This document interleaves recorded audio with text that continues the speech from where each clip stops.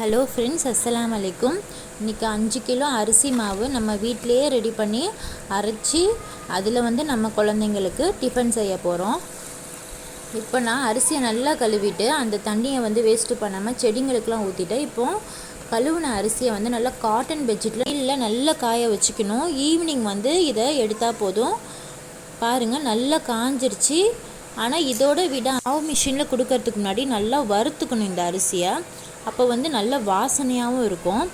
இப்படி நம்ம ஒரு பெரிய சட்டியோ இல்லை கடாயோ போட்டு நல்லா வறுத்துக்கலாம். ஆனால் கருக விட்டுறக்கூடாது. நல்லா இது சூடு ஏறணும்.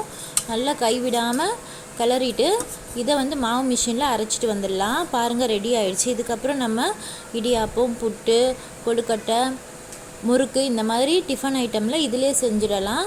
குழந்தைங்களுக்கு ரொம்ப ஹெல்த்தியாகவும் இருக்கும். என்னோட இந்த ஒர்க் பிடிச்சிருந்தா மறக்காமல் லைக் போட்டுருங்க.